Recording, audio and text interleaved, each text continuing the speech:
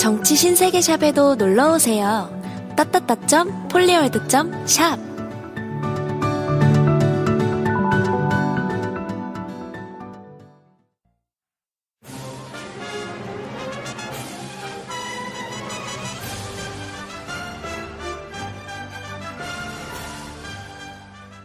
저의 신명을 바쳐 일하겠습니다. 감사합니다.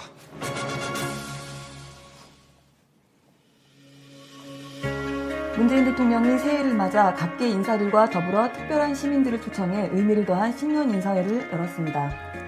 문재인 대통령이 새해 첫 국무회의를 주재한 자리에서 북한의 신년사에 대해 환영한다고 밝혔습니다. 조명균 통일부 장관이 북한의 평창 동계올림픽 참가를 논의하기 위한 회담과 이를 위한 남북 연락채널 정상화를 북측에 제안했습니다. 더불어민주당 우원식 원내대표와 자유한국당 김성태 원내대표가 국회 헌법개정특별위원회 및 정치개혁특별위원회 위원장을 자유한국당 소속 의원이 맡기로 잠정 합의했습니다. 한 초등학생의 그림에 북한 인공기가 포함된 것을 맹렬히 비판해 어린이들의 표현의 자유까지 억압하고 나선 자유당의 행태가 시민들의 빈축을 사고 있습니다. 문재인 정부의 첫 공관장 인사가 단행된 가운데 200만 전 청와대 홍보수석이 주교황청 한국대사로 임명됐습니다. 문재인 대통령이 안철상, 민유숙 신임 대법원장에게 임명장을 수여했습니다. 박근혜 전 대통령을 한 번도 만나지 못한 국선 변호인들이 서울구치소 측에 박 전 대통령의 건강 상태를 확인해달라고 요청했습니다. 시청자 여러분 안녕하십니까? 1월 3일 수요일 뉴스 신세계 권순욱입니다. 송은정입니다. 오늘 팍포 뉴스가 한 가지 있더라고요. 제가 오면서 봤는데요. 우리 최경환 의원, 네. 이우연 의원 영장심사가 오늘 진행이 됩니다. 그래서 네. 구속 여부가 오늘 중에 결정될 것 같다라는 얘기가 나왔어요. 네. 네. 면책 특권이 없는 상태이기 때문에. 그러게 말입니다. 네. 네. 그리고 조금 헤드라인 뉴스 읽을 때, 네. 안철상, 민유숙 신임 대법원장 이렇게 나간대요. 신임 대법관입니다. 그러네요. 네, 신임 대법관. 바로 정정하고 들어가겠습니다. 네. 그러면은 오늘 첫 번째 소식부터 가겠습니다. 네. 문재인 대통령께서 어제 예고해드린 대로 신년 인사회를 진행을 하셨죠? 네. 네. 영빈관 중앙홀에서 오찬을 겸해서 진행됐는데요. 네. 산부요인하고 각 당 대표들, 그런데 각 당 대표들 다 안 왔죠. 네. 그렇죠. 안 오니까 참 고맙더라고요. 네. 민주노총도 빠졌고요. 네. 맞습니다. 잘 빠졌어요. 앞으로도 계속 빠지기 바랍니다. 네. 우리 그 주빈 테이블이라고 하죠. 대통령이 앉는 테이블에 이제 두 분, 네 분하고 정세균 국회의장, 김명수 대법원장, 이낙연 국무총리를 비롯해서 헌법재판소장, 감사원장, 또 선거관리위원회 위원장, 전 감사원장이 같이 있었더라고요. 이번에 보니까. 한승원 전 감사원장님. 최근에 이제 아마 그만두셨기 때문에. 예. 제가 이분하고 같이 네. 근무를 했었거든요. 그래요? 네. 그러시군요. 개인적으로 굉장히 존경하는 분인데. 네. 박승전 한국은행 총재님. 네, 이분도 박수. 참 훌륭하신 분이죠. 그렇군요. 노무현 대통령 당시에 한국은행 총재로서 굉장히 정말 관리를 잘 해주셨던 분들이고. 가장 의미 있는 거는 사실 이제 소위 요인들보다 네. 오희옥 애국지사, 예. 그다음에 이희아 피아니스트, 송기인 신부님 이렇게 같이 또 계셨던 네. 분들이 또 인상이 좀 깊었습니다. 송기인 신부님은 여러분들 다들 잘 아시겠지만 노무현 전 네. 대통령, 노무현 대통령님의 스승과 같은 약간 그런 존재이시죠. 부산에서 오랫동안 민주화 운동을 위해서 헌신해 오셨던 그럼요. 분이시고, 네. 네, 그 오희옥 애국지사 그분도 91세 되신, 네, 그래서 상대적 독립운동을 하셨던 여성 독립운동가이셨고, 우리 이희아 피아니스트는 그 장애를 가지고도 피아노를 치는 분이라서 또 유명한 분이죠. 그래서 네. 다 같이 앉아서 하셨는데 그 외에도 되게 특별한 국민들이 또 초청이 돼서 이런 신년회가 과연 있었을까 싶기도 합니다. 포항여고 학생들. 그러니까요. 네. 포항여고 학생. 이거 기억나죠? 네. 틈만 나면 그거 하시네요, 요즘에. 큰일 났습니다. 말려야 되는데, 갈수록 쇼맨십이 강해지고 있는 권순욱 기자. 네, 포항여고 학생들도 있었고, 그 다음에 또 정규직의 꿈을 이룬 비정규직 노동자도 있었고, 네. 그리고 장기 미제 사건을 해결한 경찰관. 네. 네, 이런 분들. 그리고 네. 맨손으로 아이를 구조한 소방관님들. 이거 얼마 전에 나왔던 뉴스 그분이더라고요. 네. 아이를 이렇게 받은 분 있죠? 예, 몸도 안 바로 좋으신 그냥 분인데 직접 맨손으로 바로 받으신 받은. 네. 그분. 네. 하여튼 이러면 그 작년 한 해 동안 있었던 미담의 주인공들 시민들도 같이 초청을 하셔서 더 의미 있는 신년회가 되기도 했습니다. 근데 어제 신년회가 참 재밌었어요. 그러니까요. 예, 이진성 헌법재판소장의 그 썰렁한 아재 개그. 그 뭐라고 했나요? 그 떡국 뭐. 떡국. 네. 떡국이 몸에 안 좋다. 가지고 뭐 고혈압, 당뇨 등 여러 가지를 네. 하는데 예, 뭐 안 좋다. 떡국이 몸에 안 예, 좋다. 하면서 네. 예, 조금 아재스러운 개그를 좀 하셨습니다. 네, 아드니까요. 용서해 드릴 수 있습니다. 우리 이낙연 국무총리의 네. 위트 있는 그 예. 항상 위트 있으시죠? 네. 그렇죠. 삼삼하게 국정을 운영해 보겠다 이런 말씀 하셨었는데 어제 그 저희는 물론 좀 시민들은 초청받았지만 저희는 같이 또 초청받은 기분으로 짧게 영상 같이 보려고 준비했습니다.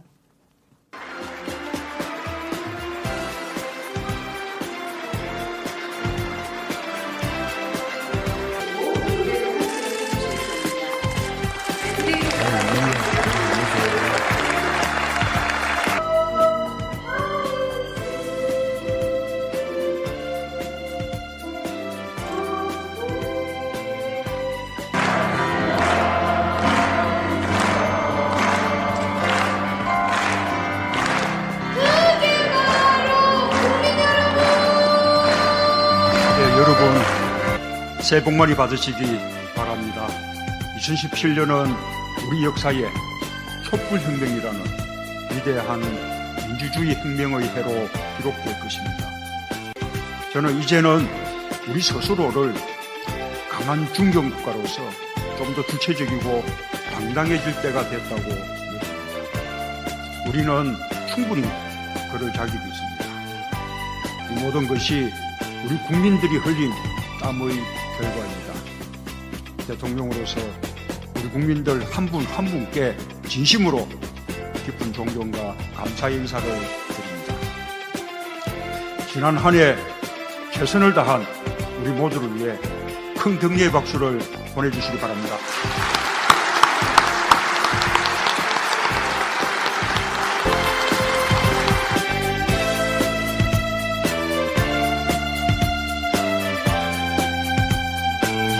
나라답게! 자유롭게!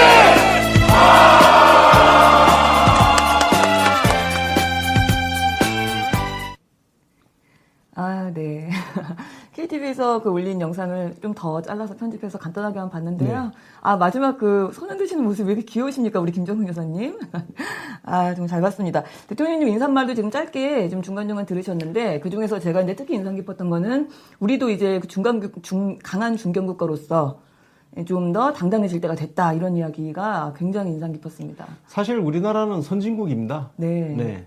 우리 스스로 자꾸 비하를 해서 그렇지, 선진국이고요. 네. 선진국에 걸맞는 이제 안전한 사회, 그리고, 골고루 좀 잘 사는 그런 사회가 이제 우리 사회의 당면 과제죠. 네. 선진국이면 뭐예요? 네, 맞습니다. 일부만 잘 살고 그러면 재미없잖아요. 네, 다 맞아요. 같이 잘 살아야죠. 네. 그래서 그런 이야기 하셨고, 그거 네. 외에 또 간단한 또 말씀 중에서 주요한 내용들을 좀 정리를 해보면요. 일단은 올해는 삶의 질 개선을 국민들이 직접 체감할 수 있도록 하겠다. 이런 이야기. 네. 네, 하셨습니다. 나라가 달라지니까 내 삶도 좋아지는구나를 느낄 수 있도록 하겠다. 네. 예. 적폐청산 자꾸 피로증 이야기 하는데, 우리 대통령께서, 아유, 됐고, 그건 그야말로, 대통령께서 직접 말씀 안 하셔도 되잖아요. 그렇죠. 예. 뭐, 검찰에서 알아서 하겠지. 네, 알아서 그 다음에 하겠죠. 법원에서 알아서 재판할 거고. 네. 거기 수사 제대로 안 하고 재판 제대로 안 하면 또 우리 가서 지랄 좀 하고. 그렇죠. 우리가 예. 있으니까 우리가 있잖아요. 예. 네. 대통령께서는 우리 삶의 질이 높아지는 네. 각종 혁신, 규제 혁신, 뭐 소득주도 성장, 뭐 이런 것들 잘 챙겨서 일자리 늘리기 이런 거 잘 챙기시면 되는 거죠. 맞습니다. 네. 그래서 대통령님께서 그 비슷한 말씀을 또 하셨죠. 그 정의로운 대한민국, 공정한 대한민국을 만들라는 국민들의 뜻을 그것도 네. 계속 받들겠다. 그러니까 그 얘기가 결국은 제조산화의 길을 앞으로도 계속 가겠다. 그 그렇습니다. 얘기를. 적폐청산 계속 하겠다는 이야기죠. 그렇죠. 그걸 아주 우회적으로 아름답게 표현을 하셨고요. 네. 그리고 그거 외에 또 중요하게 또 강조하신 게 이제 사회 각 분야의 대화가 좀 꼽혔으면 좋겠다. 그 우리 예전에 그 신고리 오류코기 공론화위원회를 비롯한 한번 경험을 또 해봤으니까 각계에서 서로의 의견을 주고받는 그런 문화가 좀 발달했으면 좋겠다. 이런 얘기. 그 노사정 대화 말씀을 하셨는데 네. 정말 민주노총이 정신을 차릴지 모르겠어요. 지금 새로운 민주노총 지도부 선출이 됐는데 네, 좀 이따가 제가 또 보여드릴 거지만요. 네. 그러니까 노사정 대화 이거 대통령께서 말씀 이렇게 하실 때 빨리 정신 차리고 대화 테이블로 기어 들어와라. 네, 정신을 근데 한동안은 못 차리지 않을까 싶습니다. 그리고 또 그거 외에도 이제 그 북한산에 올라가서 아침에 한반도 평화, 국민 안전 이런 것들을 소망했다 이런 이야기 하셨습니다. 네. 우리 대통령님의 꿈이라고 합니다. 한반도 평화와 국민 안전. 우리가 스스로도 조금 더 안전하게 살아야겠다는 생각도 좀 했어요. 아, 우리도 좀 조심해야 되겠다. 운전도 조심하고. 예, 그런 생각이 좀 들었습니다. 이거 얘기하니까 지금 여러분들 우리 공분을 일으켰던 경포도 해수욕장 네, 소방서 앞에 불법 주차했던 차들 네. 생각나죠? 맞습니다. 아 진짜 다 때려 부시고 싶더라고. 어? 아니 제천 화재를 보고 나서도 그러고 싶냐들? 어? 그러니까요. 진짜 우리나라가 총기 규제, 총기 소지 허가가 안 된 걸 다행으로 생각해야 돼요. 제가 한편으로 요즘 어떤 생각을 했냐면 만약에 우리가 총기 소지가 허용이 됐더라면 좀 더 싸가지는 사회가 되지 않았을까? 예? 왜냐면 총 안 맞으려고. 예. 아, 그 총으로 쏴버리고 싶다 이런 말씀이신가요? 그냥 아니 네. 제천 화재가 뭔 얘기도 아니잖아요. 불과 며칠 전인데 네. 아니 소방서 앞에다가 차를 꽉꽉 그렇게 세우고 싶냐고. 네, 맞습니다. 진짜. 심각하죠. 그래서 그런 것들, 그러니까 뭐, 나라에서, 국가에서 아무리 국민 안전에 신경 쓰고 정책을 많이 만들어도 또 시민들의 의식이 같이 높아져야 되겠다. 네. 라는 생각이 좀 들었고요. 어쨌든 또 야삼당 대표들이 안 보였기 때문에 더 보기 좋은 신년회 아주 잘 봤습니다. 근데, 네. 이제 자바국 대표들 뿐이 아니라 말씀하신 대로 민주노총도 안 왔지요. 예. 네. 이거 이유는. 한상균 특사에서 배제했다고. 근데 그 한상균 민주노총 위원장 전 네. 위원장을 하나의 어떤 상징처럼 지금 만들고 있어요. 이런 영웅 만들기 네. 소위 그 오래된 낡은 진보 파리들이 주로 써먹고 하는 일들인데 네, 맞습니다. 왜 이럴까요? 한상균, 그러니까 이유는 한상균 위원장의 사면이 배제된 것, 그다음에 이영주 사무총장 구속, 이번에 그 민주당사 점거하고 시위하다 구속됐잖아요. 네. 잡혀갔죠? 구속돼야지. 그러니까요. 예. 아니 왜 그렇게 니네 집이야? 니네 남의 건물에 그냥 그러니까요. 무단으로 침입해가지고 셀프 감금 쇼하고. 근데 그게 민주당이 그 사람들을 잡아가라고 구속시킨 게 아니고, 그 전에 이미 수배령이 떨어진 상태에서 도주하고 다른 다니다가 거, 예. 거기로 들어온 거잖아요. 예. 그럼 민주당이 본인들이 고발한 게 아니에요. 그 경찰들이 어디 있는지 위치가 발각됐기 때문에 잡혀간 거거든요. 네. 근데 그게 왜 무슨 문제인지 모르겠고요. 뭐 그런 이유로 하여간 참석을 하지 않겠다 해서. 하여튼 이 집단들은 자기들이 하는 짓은 전부 선이고 정의고 그래서 뭔 짓을 해도 처벌받지 말아야 된다는. 그리고 전부 아무데나 뭐 양심수 딱지 갖다 붙이고. 맞습니다. 그만 좀 합시다 이제. 세상 바뀌었어요. 그러게요. 예. 그래서 뭐 우리 노총 쪽에서는 그 노동계에서는 김주영 한국노총 위원장만 그 신년회에 참석을 했다 뭐 이런 이야기였는데요. 빨리 대화 테이블에나 빨리 기어 들어오고. 네. 그리고 건방지게 민주노총 위원장이 대통령 독대하자 이딴 소리 하지 말라고. 아무리 민주주의 평등 사회이지만 민주노총 위원장이 노동부 장관도 아니고 대통령을 만나자고? 이런 시간방진 새끼들. 싸가지 없는 새끼들. 예의가 없는 새끼들이에요. 저러니까 싸가지 없는 진보 소리 듣고 대중들한테 시민들로부터 고립되고 있는 거야. 그러게 말입니다. 약간 한심한 민주노총 얘기를 좀 했습니다. 다음 소식 가겠습니다. 문재인 대통령이 새해 첫 국무회의를 네. 주재를 어제 하셨어요. 네, 이때 이제 모두 발언이 좀 있었는데 그 중에서 이제 김정은의 신년사를 짧게 평가를 네. 또 하셨습니다. 네. 네, 평창 올림픽을 계기로 남북 관계 개선을 한번 해보고자 했던 문재인 대통령의 그간의 인내심을 바탕으로 한 노력이 드디어 결실을 거두고 있는. 네, 하나가 결실을 나온 거죠. 거두려고 시작한. 지금 뭔가 이제 좋은 조짐이 보이는 네. 그런 상황이죠. 네, 그래서 어쨌든 김정은 신년사에 대해서 우리 문재인 대통령도 적극적으로 화답을 하셨고, 네, 네. 환영한다. 그런 얘기 하시면서 동시에 또 그 자리에서 국무회의였으니까요. 뭐 통일부 장관, 문체부 장관, 또 외교부 장관한테 후속 방안을 빨리 조속히 마련을 해라. 이런 이야기. 그리고 또 북한 문제는 아무리 뭐 올림픽만 따로 띄워서 얘기할 수 있는 게 아니라 그래도 북핵 문제가 같이 걸려있기 때문에 외교부에서는 특히 이제 다른 이제 외국의 상황이랑 같이 국제사회랑 좀 긴밀하게 협력을 또 해야 된다. 이런 이야기 지시를 좀 하셨습니다. 그런 이야기 하셨고 또 모두 발언에서 국민 안전에 관련된 이야기를 조금 또 강조를 하셨어요. 네. 네. 특히 이제 안전이 원래 이제 주요 과제로 대통령께서 말씀을 하셨잖아요. 네.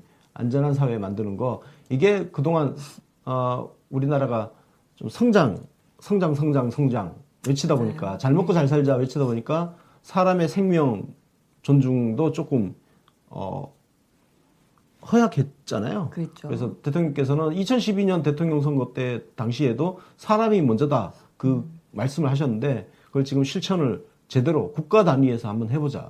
예. 네, 맞습니다. 그래서 그런 말씀도 하셨고, 이 회의하기 전에는 이제 또 신년 첫 모임이었기 때문에 또 차담회를 또 분위기 좋은 화기애애한 분위기에서 또 티타임 가지고 이야기도 하고 하셨어요. 근데 그 사진 보니까 너무 재밌었던 게 그 우리 대통령님하고 이낙연 총리님은 갈수록 표정이 점점 닮아가는 좀 그런 느낌. 네. 근데 저 자리에서 계속해서 북한산 다녀오신 산행 얘기, 그냥 과거에 또 산행 경험 이 얘기를 계속 하셨대요, 대통령께서. 네. 제가 보니까 등산당할까봐 겁내는 분이 지금 표정이 좀 보이는 분이 계셨습니다. 네. 저 등산 한번 당했으면 좋겠다. 그러니까요.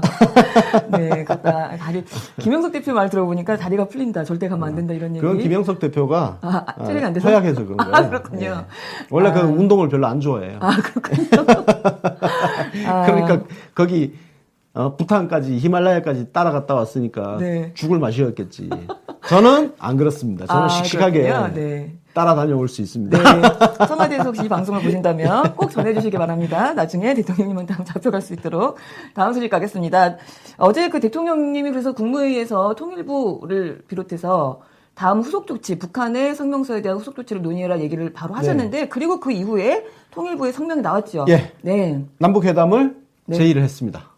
네, 그랬죠. 신년사, 김정은이 신년사에서 그렇게 밝혔으니까 네. 우리가 또 바로 제안을 하고 이제는 조만간에 또 북한에서 또 답이 오겠죠, 뭐. 네, 답이 올 겁니다. 그래서 내용을 보니까 아주 간략합니다. 그냥 일단은 평창올림픽의 참가 문제, 북측의 참가 문제를 협의해야 되니까 회담을 하자. 그런데 회담을 하려면 또 그 회담을 위해서 뭔가의 그 연락 채널이 있어야 되기 때문에 판문점 채널을 다시 정상화하자. 이 두 가지에 대해서 이야기를 한 겁니다. 그렇습니다. 네. 남북 간의 그 채널은 여러 개가 있습니다. 판문점 채널뿐만 아니라 개성공단 채널, 동해, 중부, 서해, 그다음에 항공 관련 채널도 있고, 그리고 해상과 관련된 채널도 있고, 이 채널이 한 수십 개가 있어요. 근데 그동안 지난 9년 동안 이 채널이 다 끊겨버렸죠. 이 끊겼다는 게 무슨 전화선을 가위로 싹둑 자르고 이게 아니라 북한 쪽에서 수신 거부한 거야.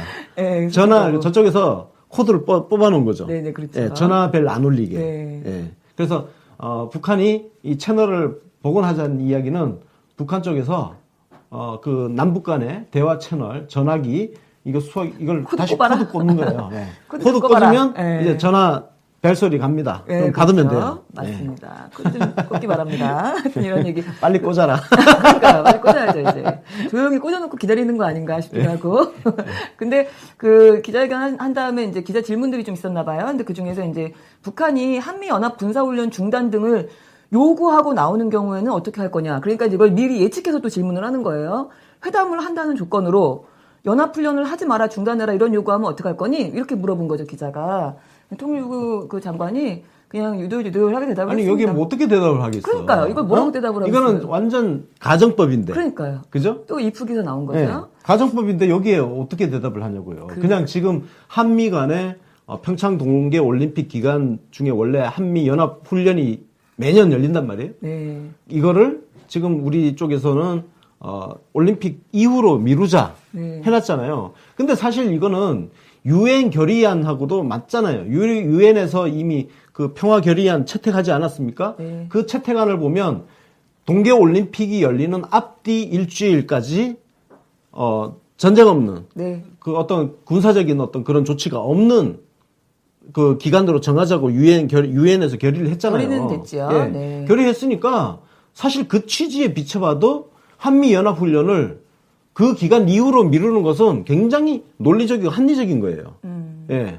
그래서 지금 그걸 지금 제안을 해놓고 미국에서 검토를 하고 있는 상황인 거죠. 네, 맞습니다. 근데 이런 상황이기 때문에 중단은 다른 뉘앙스잖아. 그러니까요. 얘기가 좀 연기와 중단을 구분을 연기와 못하는 거고. 중단은 전혀 다른 이야기죠. 맞습니다. 또 한 가지는 그 유엔에서 결의한 그 내용이 평화 결의안이 전쟁을 하지 않겠다는 거지 훈련을 하지 말라는 것까지는 사실은 아닙니다. 아니지만 그래도 훈련도 이제 미룰 수 있는 가능성이 이제 그거를 비추어 봤을 때 좀 있다라는 말씀이신데 어쨌든 이런 이야기 좀 앞서가는 이야기를 했어요. 근데 여기에서 통일부 장관이 대답을 하면서 다양한 가능성을 열어두고 차차 논의하겠다 이렇게 얘기하면서 다만 국민들이 공감할 수 있는 방향 쪽으로 그 범위 안에서 논의가 될 거다 이렇게 얘기를 해서 좀 또 의미가 있었습니다. 대통령의 그 국정운영 철학을 우리 통일부 장관이 또 잘 이해하고 있구나 그런 그렇습니다. 생각이 들었습니다. 사실 이게 노무현 대통령과 문재인 대통령의 리더십의 차이가 이제 보이는 대목인데 네. 사실 노무현 대통령께서는 약간 계몽군주 스타일이시긴 했죠. 그러니까 먼저 선지자적인 어떤 맞아요. 이렇게 네. 끌고 가는 미처 우리가 알지 못하는 것들을 대통령께서 맞습니다. 탁 말씀을 하시면서 앞으로 네. 끌고 가는 그런 거였다면 이미 지난 9년 동안 노무현 대통령의 그런 발자취를 우리가 다 이해를 했기 때문에 네. 문재인 대통령께서는 이제 그냥 국민들하고 보폭을 맞춰서 그렇죠. 가실 수 있는 이런 토대가 된 거죠. 네, 맞습니다. 우리 노무현 대통령님은 약간 선구자 같은 분이셨죠. 네. 앞에서 돌격대장 같은 그런 분이셨는데 그 시대는 그런 지도자가 필요했고요. 리더가 필요했었습니다. 네, 지금 우리 대통령님은 꼭 마치 양치는 목자처럼 네. 같이 가시는 분. 그렇습니다. 하여간 뭐 평창올림픽이 지금 이렇게 되면 호재가 좀 있지요. 그래서 강원도지사가 바빠졌어요. 근데 네. TV조선에서 또 그 최문순 도지사 소식을 또 간단하게 전했던데, 예. 이게 좀 내용이 좀 이상했습니다. 보니까 뭐 사실. 네. 내용 보면 북한이 그 평창 올림픽 참가하는 거는 거의 뭐 100%다. 네. 이렇게 지금 이야기가 나온 거죠. 2주 전에 북한을 만났다는 거죠. 최문순 지사가. 네네. 예. 만났는데, 저 자리에서 뭐 분위기가, 그러니까 뭐, 김정은 위원장이 대담한 표현, 적극적 표현으로 의사표시를 했기 때문에 오는 건 이미 확정됐다고 보고 있다. 이렇게 얘기를 했다는 거죠. 근데 이 발언을 소개를 하면서 인터뷰를 아예 땄더라고요, 목소리를. 그래서 소개하면서 그 이후에 지난 12월 21일에는 민주당 김진표 박정 의원도 남북이 뭐 누구라고 할 것 없이 계속적으로 공동 입장이든 단일팀 옛날에 만들었던 그런 이야기를 막 했다 이런 식의 얘기를 했는데 이 내용이요. 올림픽에 대해서 단일팀을 얘기한 게 아니고 그 당시에 그 국제 유소년 축구 대회에 관련해서 이 북한을 만났던 겁니다. 그 얘기를 한 거예요. 근데 이거를 여기다가 슬쩍 갖다 얹어서 마치 이미 다 오기로 얘기가 되어 있었는데 단지 지금 뒤늦게 정부에서 터뜨린 것 같이 뭐 그런 식의 뉘앙스를 갖고 있는 좀 이상한 기사였습니다. 하여튼 네. 조선. 네. 그래서 이건 이제 오해를 지금 저희가 지금 바로 잡는 겁니다. 네네. 예. 그래서 이거는 순서상, 전체가 그렇죠? 순서상 네. 예. 그 동계올림픽에 대한 이야기가 아니고 네, 그 유소년 뭐 축구 대회 이거에 관련된 이야기를 한 것까지 마치 동계올림픽에서 나왔던 얘기인 것처럼 막 짜깁기 했던 그런 이상한 보도가 있었습니다. 네. 하여튼 뭐 이거 외에 또 남북 대화 제안 나오자마자 언론들 이상한 보도 진짜 많았거든요. 이거는 잠시 뒤에 네, 다음 코너에서 다시 자세히 들여다보고요. 다음 소식 가겠습니다. 국회 헌법개정특별위원회 및 정치개혁특별위원회. 그러니까 이게 사실 개헌하고 정치개혁 두 가지에 대한 특별위원회의 위원장을 자유한국당이 맡겠다라고 여야 원내대표가 협의했다라는 얘기입니다. 예. 네. 뭐 협상에서는 우리가 100% 우리 의견을 관철할 수 없는 그런 부분은 있습니다. 특히 이제 개헌특위 같은 경우는 자유당의 속셈을 민주당이 잘 알고 지금 대처를 하고 있는 상황인데 이건 뒤에서 한번 자세하게 짚어보도록 하겠습니다. 네, 이거 어제 기사 뜨고 걱정하시는 분들 좀 네. 있었을 거예요. 이제 개헌 큰일 났다 어떡하냐 이런 걱정. 걱정하지 마십시오. 일단 결론적으로. 네, 이따가 나중에 제가 다시 짚어드릴게요. 네, 풀어보도록 하고요. 네. 근데 사진 잠깐 보셨지만 김성태 눈 가려놓으니까 누구 닮지 않았습니까? 다스 주인 닮지 않았나요? 저 진짜, 닮았네. 그죠? 저 눈 가려놓고 깜짝 놀랐습니다. 와, 하여튼. 네, 성격이 비슷한가 이런 생각이 들기도 하고요. 다음 소식 가겠습니다. 그 자유당 그 장제원이죠. 뭐 이상한 소리를 하고 있어요. 어린이들을 괴롭히고 있다는 이상한 소식이 네. 있습니다. 그 우리은행에서 네. 탁상용 달력을 제작을 했는데 그 10월에 이 그림이 들어갔습니다. 그러니까 통일이라는 나무에 네, 남과 통일나무. 국기가 양쪽에 걸려 있고 네. 거기에 어린이들이 막 이렇게 열매처럼 네, 그러니까 그죠? 너무 잘 그렸죠. 네. 네. 대단한 그림입니다. 그러니까요. 네, 상상력이 정말 뛰어난 것 같아요. 네, 저게 네. 지난해 우리은행하고 문체부에서 후원을 받아서 네. 그 우리 미술 대회라고 유치부 초등부 이렇게 대회를 했었대요. 거기서 대상을 수상한 초등학생의 네. 작품인데 어쩐지 잘 그렸죠. 네. 근데 저걸 가지고 무슨 논평까지 아니 그럼 초등학생 그림 가지고 진짜, 논평까지 쓰고 있어요, 장재원. 야, 이 새끼들아 진짜 할 일 없는 새끼들. 진짜 심심한가 봐요. 어린이들이 그린 것까지 빨갱이 타령을 지금 하고 앉았잖아요, 지금. 그러니까요. 말도 안 되는 그것도요. 미친놈들 아니야, 이거. 맞습니다. 논평도 적당한 수준이 아니라 진짜 너무 잔인하게 애한테 이렇게 해도 됩니까? 와, 진짜 뭐 경악해 한다, 뭐. 이제 정말 논리 비약이 어느 정도냐면요. 이제 학생들은 미술대회 수상을 위해 그림의 인공기를 그릴 것이다. 그리고 미술대학 교수들은 이런 그림을 우수상으로만 선정하게 될 것이다. 인공기가 있는 그림을. 정말 진짜. 이런 정신 나간 글쓰기도 그렇고 글쓰기도 문장도 이상해요. 이 사람 글쓰기 공부 좀 다시 더 해야 돼요. 그거 이제 안 통한다고, 이 새끼들아. 그러니까요. 종북 빨갱이 타령 안 통해요. 아유, 근데 계속 그렇게 놀아봐라. 그냥. 기가 막히니까. 나쁘진 않아요. 어처구니가 없으니까 그 자유당이 예전에 자기네 집권 다닐 때 인공기를 막 써먹었던 사례를 찾아서 또 팩트 폭행을 하고 있는데 네, 한번 어제 볼까요? 추천했던 네. 경남 도민일보죠? 여기 트윗에 올라온 게 저거 기억나시죠? 저도 네. 저거 봤던 거 기억납니다. 사장선거 투표하는 방법. 예. 야, 저거는 진짜 그 집단 소송감인데 그러니까요. 1번하고 3번에다가 인공기를 그려놨잖아요. 그러니까요. 저거 사실 문재인 안철수죠. 1번 문재인, 3번 그렇죠. 안철수 이렇게잖아요. 네. 야, 진짜 저딴 거를 저는 어쨌든 인공기 그린 거잖아. 그러니까요. 저딴 짓을 해놓고선 지금 어린이가 인공기 그렸다고 경악을 금치 못하겠다 네. 이런 또 소리하고 또 다른 트위터리언 한 분은 네. 그 인공기가 포함된 포스터들 대회를 당연히 하잖아요. 저런 뭐 통일 포스터 이런 거. 이명박근혜 때 대상 최우상을 많이 쳐주었더라는 품격 있는 말씀을 하셨습니다. 그러니까 이명박근혜 9년 동안 상을 받았던 네. 작품들입니다. 인공기가 들어간. 아이고야. 그때는 뭐 하고 그러니까요. 지금 와서 인공기 들어갔다는 거 하나 가지고 어린아이를 가지고 논평을 한단 말이에요? 그러니까요. 천하의 쌍놈의 새끼들. 부끄럽지도 않아, 어른이 돼가지고? 창피합니다. 제가 다 지금 저 몇 살이야, 지금은? 초등학생이냐, 초등학생. 창피해요. 아유, 정말. 부끄러움도 없어, 이 새끼들. 진짜 보는 저희가 다 부끄럽고 근데 갈수록 이 야당이 자꾸 개그 캐릭터가 좀 되는 것 같기도 해서 하여튼 웃기기도 하고 그렇습니다. 아유, 다음 소식 가겠습니다. 그 외교부가 그 대사 그다음에 총영사 등 모두 39명에 대한 공관장 인사를 단행을 했어요. 네. 실수했는데 이 중에서 이제 주요 인사만 몇 분 소개를 좀 시켜드리자면 네. 노르웨이 대사의 박금옥 네. 전 청와대 총무비서관. 네, 참여정부 때. 네. 그리고 특히 이제 박금옥 눈에 띄는 게 의원은 김대중 정부 때 예. 총무비서관이네요. 네. 200만 교황청 대사. 네. 200만 수석님은 사실 저희가 여러 차례 섭외를 했는데 네. 조심스럽게 정치적 발언은 언급은 자제를 하고 살려고 한다. 주로 이제 그 캄보디아 봉사활동을 주로 다니셨거든요. 계속 그랬죠. 한국일보 기자 출신이고 네. 경제부장도 지내고 그리고 노무현 대통령 당시에 홍보수석 하시면서 네. 정치 일선에서도 뛰시고 그랬죠. 그 뒤에 총선 출마를 하려고 저도 저랑 동지예요. 동지 관계죠. 국민참여당 간판으로 그러셨군요.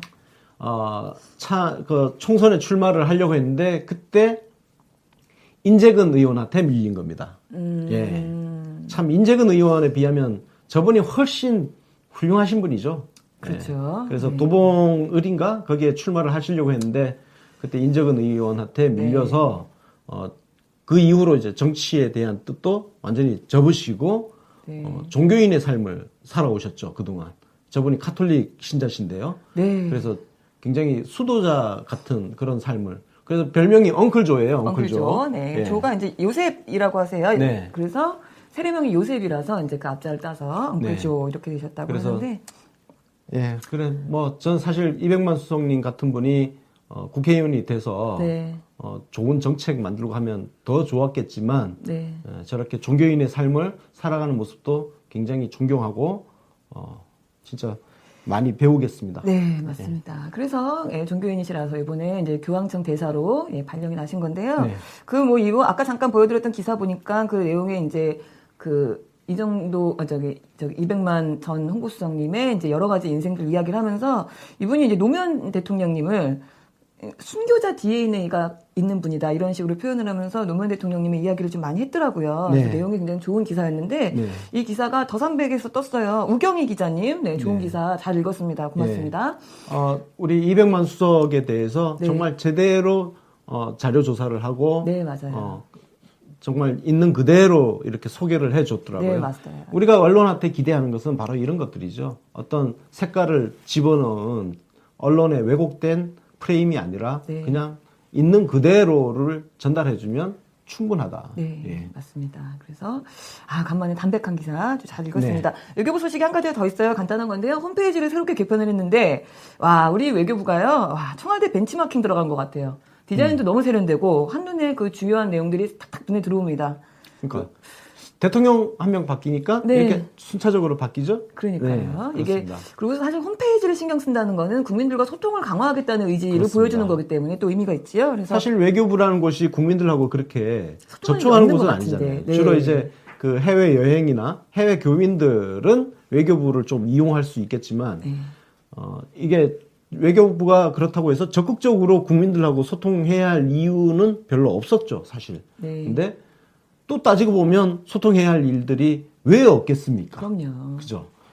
그래서 그런 이야기. 뭐 우리 이번에 그 대통령님 지금까지 쭉 그 순방 해외 순방들 있잖아요. 그것도 네. 싹 정리해서 놓고 아주 잘 만들어 놨던데 우리 대통령님 소식 순방 소식 보러 가끔 좀 이용해 주시기를 바라겠습니다. 다음 소식 가겠습니다. 대통령께서 신임 대법관 임명장 수여하셨어요. 네, 네. 어제는 그 훈장 수여를 했죠. 퇴임 네, 대법관들. 그제는, 네. 예, 했고 어제는 예, 예. 임명장 수여하시고 임명장을 수여했습니다. 네. 그래서 안철상, 민유숙 신임 대법관 네. 했는데 정말 우리 사회의 다양한 의견을 수용하는 그런 좋은 판결을 해 주시기를 부탁을 드리겠습니다. 진짜. 네. 예. 기대를 그런 해보겠습니다. 기대를 국민들이 갖고 있다는 거. 네, 크게 기대하고 있습니다. 그리고 감사원장 임명장도 어제 또 수여를 하셨죠? 네. 네.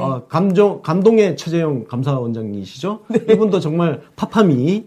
예, 진짜 파도 미담이 나오시는 네. 그러한 분이셨는데, 예, 무난히 감사원장 임명되시고 축하드립니다, 진짜. 네. 예. 이 자리에서 그 임명장 주신 다음에 대통령께서 조금 강조하신 게 좀 재미있는 게 있었어요. 네. 감사원장이 안전감사에 좀 신경 써달라 이런 이야기를 하셨더라고요. 네. 네. 그렇죠. 감사원장은 독립된 기구입니다. 그러니까 대통령 직속 기구이긴 하지만 독립성을 갖고 있어요, 그렇죠. 헌법상. 그래서 오부 요인에 예. 들어가죠, 감사원장이. 그래서 이제 네.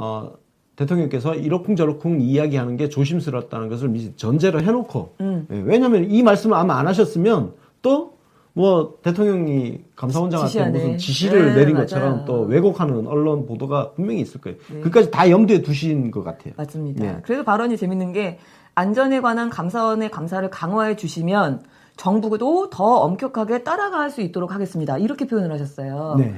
예, 근데 사실 감사원, 제가 이거 보고 놀란 게 감사원하고 생각하면 저희는 그냥 뭐 그 각 공개원의 비리라든가 뭔가 업무 부정 문제라든가 이런 감사만 제가 생각했지 안전에 대한 감사를 말씀하실 거는 생각을 못 했거든요. 그래서 네.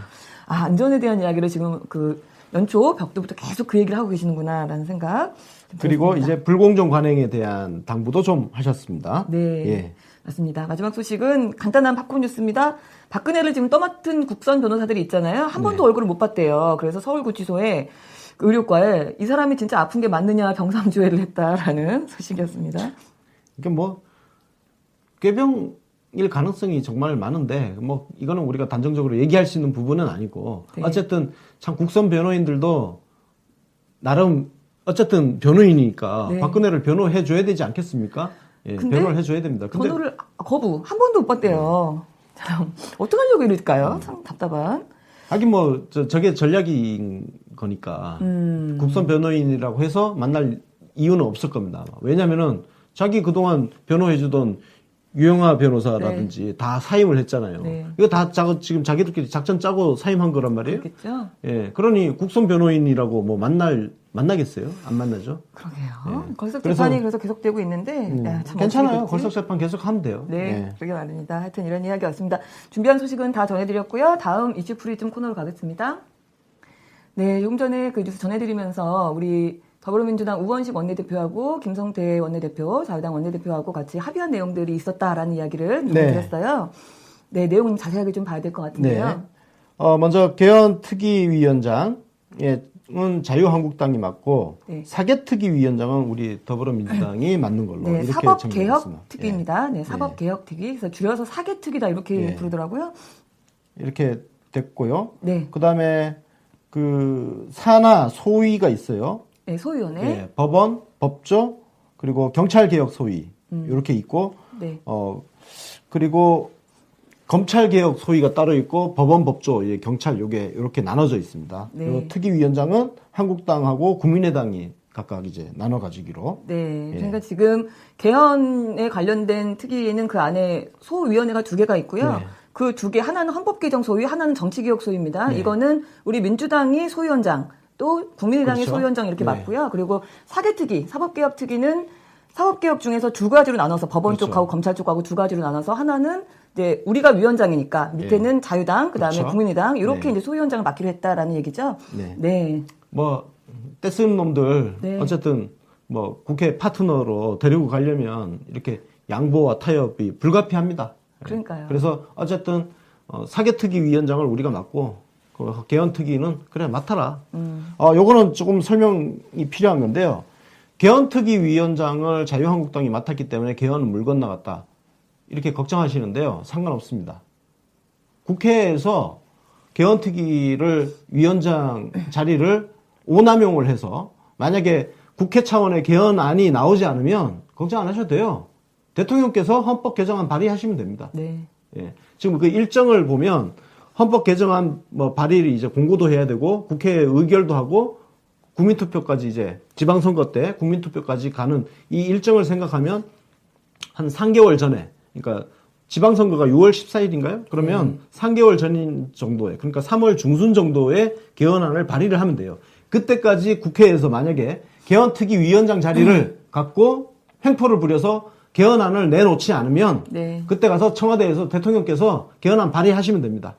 예. 네, 그렇죠. 그리고 지금 밑에 소위원회 두 가지 중에서 하나는 헌법 소위원회고 그러니까 개헌 소위원회고 하나는 또 나머지인데 정치개혁인데 개헌 소위원회의 소위원장이 지금 우리 민주당 소위원장이지만 또 민주당에서 네. 맡을 거기 때문에 네, 힘겨루기가 좀 있겠지만 근데 이제 이런 걱정들이 나오는 이유는 워낙에 지금 자유당의 그 깽판 목리를 저희가 계속 정말 어처구니 없을 정도로 계속 보고 있다 보니까 무조건 깽판을 칠 거다라는 그 두려움이 좀 있는 부분이 있고. 근데 깽판 쳐도 괜찮습니다. 왜냐면은 지금 이 개헌안 같은 경우는 개헌안은 자유한국당이 절대적으로 무조건 불리하게 되어 있습니다. 지금 자유한국당 속셈은 이거예요. 지방선거 때 국민투표를 동시에 하지 말자는 거거든요. 그렇죠. 뭐 연말로 미루자 뭐 예. 이런 얘기 하잖아요. 왜 그러냐? 개헌안까지 헌법 개헌안 국민투표까지 지방선거 때 같이 하면 투표율이 올라가는 거예요. 그렇죠. 투표율 올라가는 게 무서운 거야. 그러니까 투표율을 떨어뜨리려면 개헌 국민투표를 저기 한 12월로 미루자 이 얘기거든요.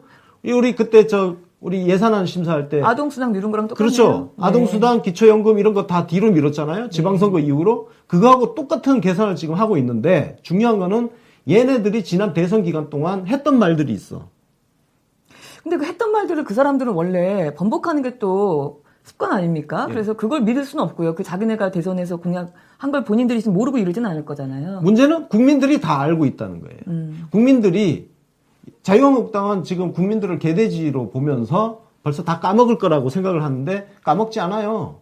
까먹었으면 대통령 지지율이 지금 이렇게 유지가 되지 않습니다. 온갖 언론들의 온갖 마타도와 왜곡, 폄하 발언, 폄하 보도에도 불구하고 이런 지지율을 기록하고 있는 현 상황은 국민들이 더 이상 개돼지 취급을 받지 않겠다는 강력한 의지를 지금 보이고 있는 상황이기 때문에 자유한국당이 예전에 했던 말을 계속 뒤집고 가기는 쉽지 않을 것이다. 그리고 설령 그렇게 간다 하더라도 우리한테 나쁘지 않다. 왜? 우리는 이걸 가지고 계속 자유한국당 조지면 돼요. 네. 이 새끼들, 말 바꾸는 새끼들, 계속 갖다 조져.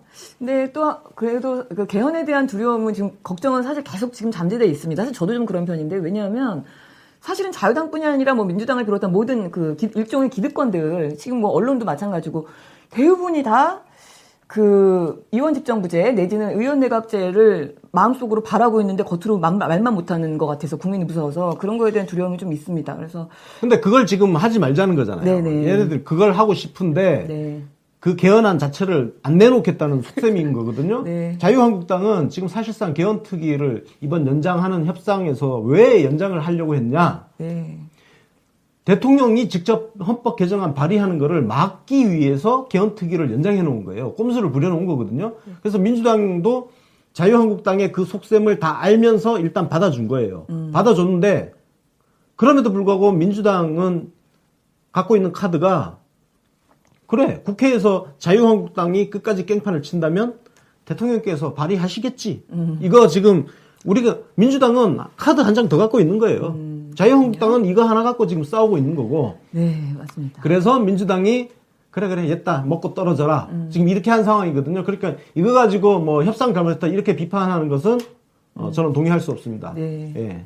그래요. 그래서 저희가 사법개혁도 사실 굉장히 중요하기 때문에, 네, 뭐든지 어쨌든 하나는 가질 수밖에 없는 입장이었고, 우리 대선 당시 후보들이 지방선거에 개헌을 걸었었잖아요. 그래서 네. 그 증거들이 요즘 또 막 돌아다니기도 하는데요. 뭐, 안철수는 그 당시에 이제 분권형 대통령제를 하겠다, 이런 이야기, 심상정은 의원내각제를 하겠다, 뭐 이런 이야기 하면서 다들, 예, 이번 지방선거에 같이 투표를 하겠다, 뭐 이런 이야기들을 했었죠. 근데 뭐 이야기. 지금 여론을 보면, 압도적으로 4년 중임 대통령제가 우세해요. 예. 그러니까요. 그 여론을 잘 받아야 될 텐데, 우세하고 잘했으면 일단 좋겠습니다. 민주당이 지금 4년 중임 대통령제로 거의 당론으로 지금 가고 있는, 제가 보기에는 네. 민주당이 거의 당론으로 4년 중임제로 가는 그런 지금 끌려가고 예. 있죠. 사실 시민들의 여론에 끌려가고 있는 것 같아요. 근데 그 정세균 국회의장 같은 경우도 사실은 그 내각제 이야기를 많이 했던 분이라서 시민들한테 좀 많이 질타를 받았었잖아요.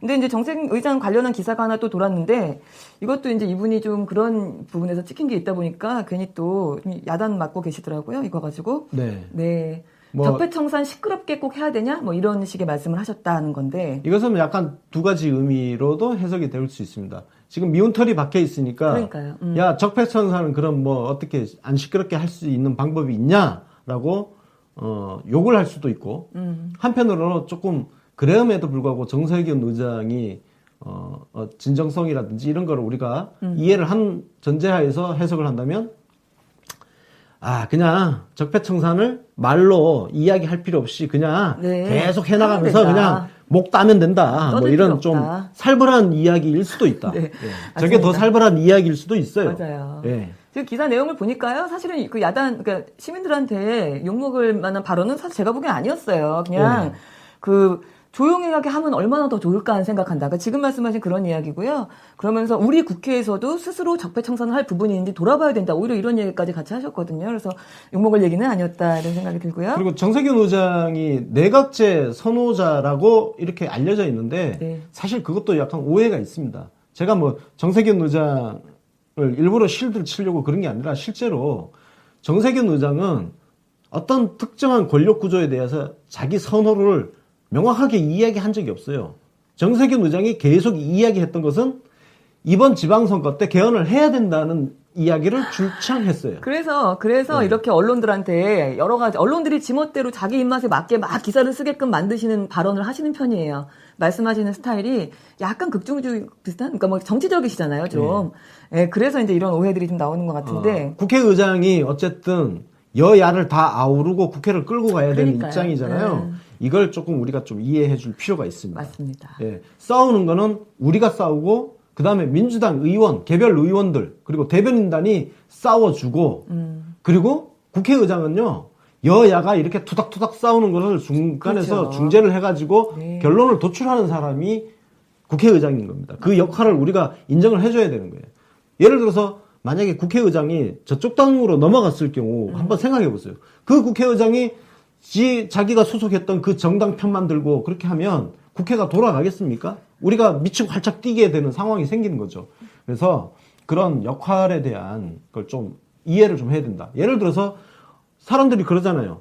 우리 지지자들한테 문재인 대통령을 보고 배워라, 닮아라. 그런데 아니 그게 미친 소리라니까. 맞습니다. 대통령은 우리가 막 갖다 두들겨 패면 우리 대통령께서는 아유 맞았어요 하고 약 발라주고 호호 불어주고 그게 대통령의 길 아닙니까? 맞습니다. 우리는 싸우고 그러니까 정세균 국회의장도 그런 역할이 있다는 것을 우리가 좀 이해를 하고 바라볼 필요가 있다. 그리고 언론의 어떤 그 기사를 제목만 보고 정세균 부들부들 이게 아니라 한번 제대로 워딩 전체를 보면 꼭 네. 그런 것은 아니다라는 맞습니다. 것을 말씀드리고 싶어요. 네, 우리 그 개헌 내용 관련해서 그 MBC에서 그 조작 뭐 인터뷰 때문에 시민들이 또 화가 났던 이유가 그 내용이 대통령제를 뭐 제왕적 대통령제다 이렇게 표현하면서 그거를 약간 폄훼하려는 걸 의도적으로 만든 거 아니냐 뭐 이런 식의 이야기들이 있었잖아요. 근데 네. 그 얘기가 어쨌든 한 다음에 어제 또 사과 방송을 바로 하긴 했어요. 근데 이번 사과는 뭐 그렇게 시원해 보이진 않습니다. 일단 사과를 했으니까 네. 저는 이제 후속 조치를 한번 보려고 합니다. 이것은 취재윤리 위반이라고 이야기를 했는데요.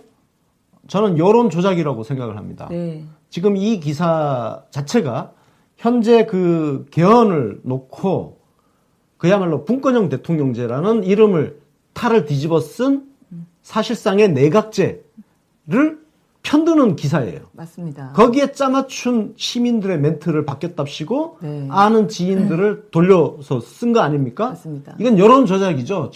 단순한 취재윤리 위반이 아니다.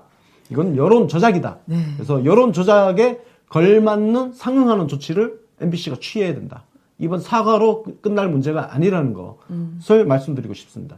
맞습니다. 지금 사과 내용들을 이렇게 보면은 자체 조사 결과로 해당 기자들이 인터뷰 도중에 특정한 내용의 발언을 유도하거나 부탁한 사실은 없는 것으로 확인됐습니다. 이런 얘기가 사과 내용 중에 포함이 되어 있는데요. 그러니까 자기가 아는 애지만 아는 애가 무슨 말 할지 모르고 그냥 마이크를 대줬다 지금 그 얘기거든요. 그럼 제가 권순욱 기자한테 안철수에 대해서 어떻게 생각하십니까? 물어보고 부정적인 평가가 나올지 몰랐습니다. 그렇게 얘기한 거랑 똑같은 거예요. 이게 무슨 말도 안 되는 얘기들, 이게 사과라고 하고 있더라고요. 좀 이해가 안 가는 상황입니다. 그래서 우리가 한편으로 이제 굳이 이해를 한다 그러면 네. MBC도 아직 내부 정리가 덜 돼 있다. 지금 이 기자 이름을 보니까 낯선 기자예요. 그러니까 이명박근혜 9년 동안 해직 기자들이 잘려나간 자리, 그리고 그 다음에 그 스케이트장으로 네네. 발령받고 그 빈 자리를 시용 기자들이 채웠잖아요. 이 기자도 시용 기자인 것 같아요. 예, 정확한 건 조금 더 찾아봐야 되겠지만 시용 기자인 걸로 보이고, 그래서 MBC도 아직 조직 정비가 덜 돼 있다.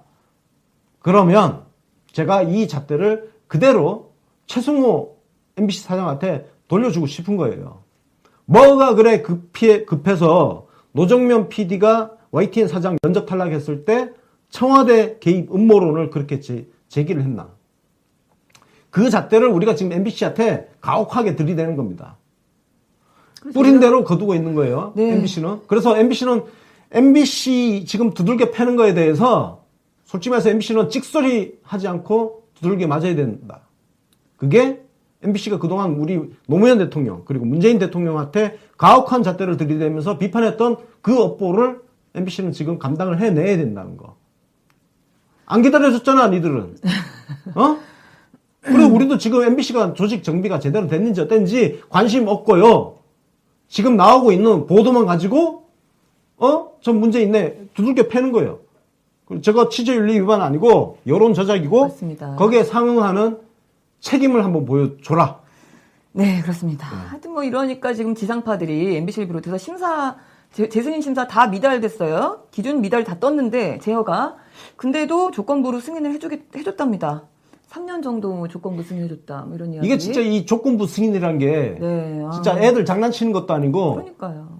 이런 식으로 계속 연장되는 거 아니에요? 그럼 기준이 왜 있습니까? 기준이 필요 없잖아요. 어차피 계속 너 이번에 뭐 조심해, 다음엔 잘해. 지금 이렇게 해주고 계속 해주는 거니까 안 했으면 좋겠어요, 이런 거. 아니 저게 실제로 네. 탈락시키고 방송 못하게 해버려야 저게 효과가 있는 거지. 계속 조건부 승인.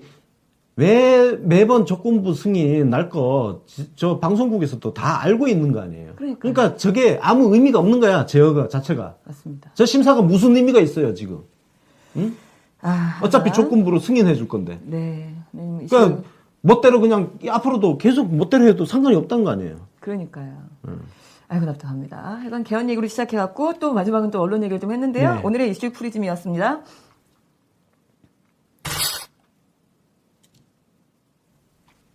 네, 언론 해부실입니다. 우리 통일부의 남북대화 제안 관련해서 지금 기사들이 정말 재미있는 것들이 많이 쏟아지고 있었습니다. 엄청나대요, 기사들. 정말. 네, 엄청 앞서가고요. 지금 대표적으로는 막 급하게 이미, 그럼 그 다음 어떻게, 이런 기사들이 많이 있어요. 그래서 뭐, 분위기 보면은 이제 회담이 만약에 성사됐다.